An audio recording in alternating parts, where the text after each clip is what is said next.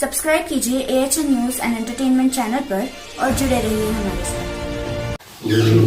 Greater Hyderabad municipal corporation के elections 1 तारीख को होने वाले हैं। इस इलेक्शन की गहमागहमी हर तरफ हो रही है।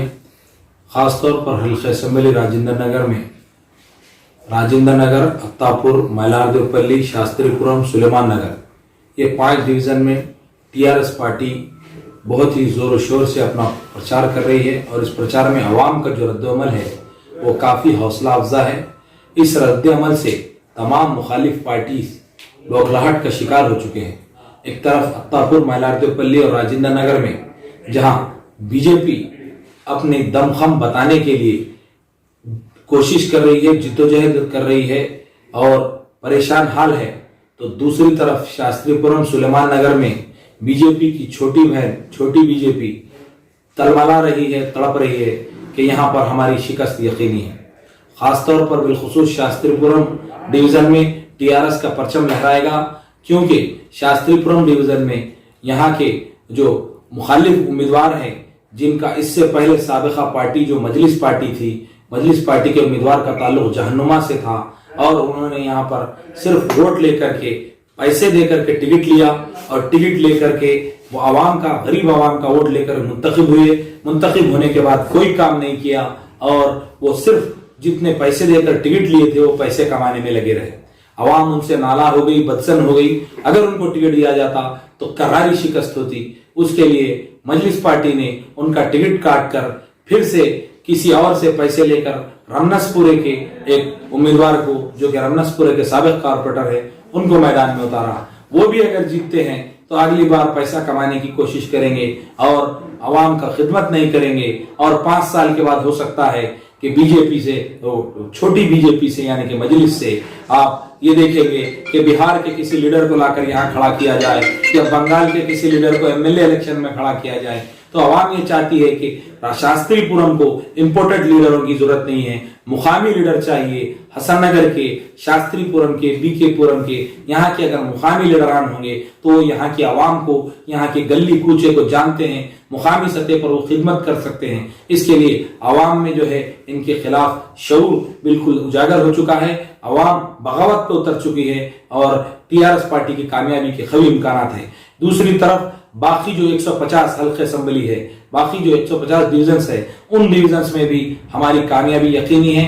खासतौर पर जैसा कि केटीआर साहब ने कहा है कि पुराने शहर से पहले हमने 5 सीटें जीती थी, इस बार कम से कम 10 से 12 सीटें जीतेंगे और जीत कर ये बताएंगे कि अगर बड़ी बीजेपी, छोटी बीजेपी, ये दोनों बीजेपियों को रोकने की किसी के अंदर ताकत है तो तेलंगाना राष्ट्रीय समिति है, केसीआर साहब है। केटीआर साहब की क़यादत में जीएचएमसी में 12 कई करोड़ के तरक्याती काम हुए हैं। एसआरडीपी के तहत, स्ट्रेटेजिक रोड डेवलपमेंट प्रोग्राम के तहत आप देखिए, एलबी नगर के पास अगर कोई एलबी नगर जाना चाहता था तो 1-1 घंटा रास्ता जाम होता था और अब सिर्फ 10 मिनट में ब्रिज पर चढ़कर लोग एलबी नगर से ऊपर तक पहुंच जा रहे हैं। उसी तरीके से बहादुरपुरे पर ब्रिज का काम चल रहा है। उसी तरीके से अवेसी हॉस्पिटल के सामने संतोष नगर पे ब्रिज का काम चल रहा है। तमाम तरीके से काम किए जा रहे हैं। केटीआर साहब ने ऐलान किया है कि स्ट्रेटेजिक नाला डेवलपमेंट प्रोग्राम भी बनाया जाएगा। जिस तरीके से फ्लड में तबाही हैदराबाद में आई, अब आइंदा 200 साल तक इस किस्म की कितनी भी बारिश हो, तबाही ना हो, उसके लिए बेहतरीन तरीके से मुर्की नालास या दूसरे जो भी फिरंगी नालास हैं, तमाम नालाओं को डेवलप करके उनकी जो तौसी करके तमाम पानी को बहने का रास्ता बनाया जाएगा और आवाम की तहफ़्फ़ुज़ के लिए इक़दाम किए जाएंगे। न सिर्फ ये किया जाएगा बल्कि जो लोग फ्लड से, तूफान से मुतासिर हुए हैं, उनको इलेक्शन के फौरी बाद ई सेवा के जरिए से डायरेक्ट अकाउंट में 10-10 हजार जमा किए जाएंगे। जिन लोगों ने 10-10 हजार के लिए ई सेवा में एप्लीकेशन दिया है उनको फिर से एप्लीकेशन देने की जरूरत नहीं है।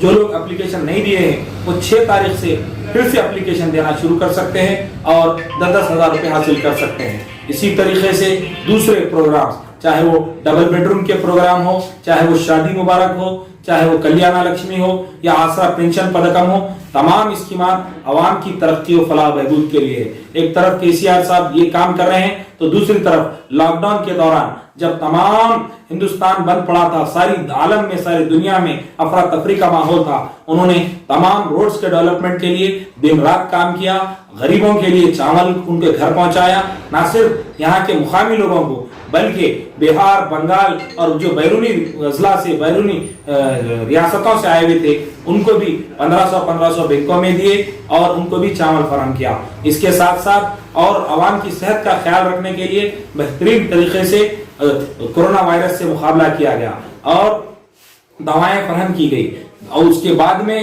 بستی دواخانوں کا قیام جو کیا جا رہا ہے اس کے ذریعے سے عام جو بیماری ہے اس کا تحفظ عوام کا کیا جا رہا ہے۔